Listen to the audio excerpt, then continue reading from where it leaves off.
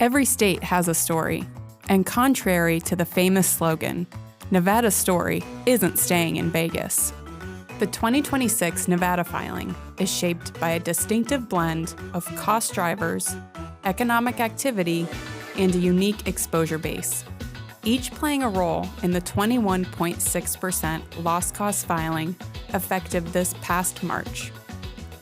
First, let's look at the cost drivers of frequency and severity to help explain the noteworthy increase.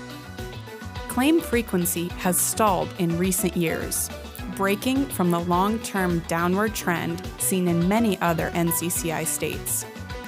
One sector of Nevada's workforce stands out with notable increases over this period: workers supporting the tourism industry.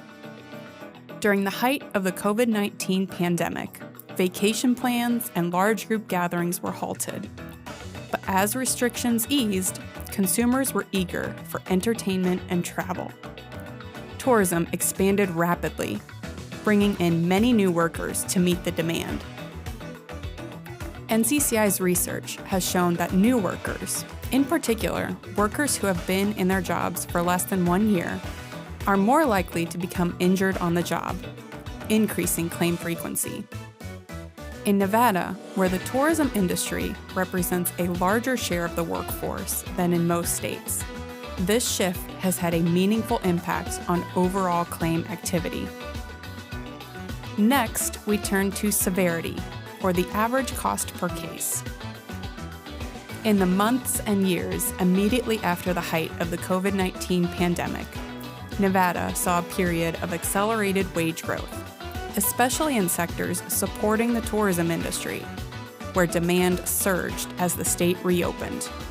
Because indemnity lost time benefits are a function of wages, rising earnings for employees translated into rising benefit costs paid by insurers, placing upward pressure on losses. While wage growth has been a notable contributor, it is not the only force pushing severity upward. Nevada has experienced elevated large loss activity, particularly in recent years. For claims exceeding $500,000 in total paid plus case losses, both the number of these large claims and the total dollars associated with them reached elevated levels in recent years, particularly for the construction industry. But the story doesn't end with losses. Nevada's distinct premium structure adds its own plot twist to the overall indication. Nevada has long operated under an exposure base of payroll capped at $36,000 per employee, which separates it from other jurisdictions. That means that as wages increased, losses kept pace, but premium, as a function of capped payroll, did not. The result? Upward pressure on loss costs and rates.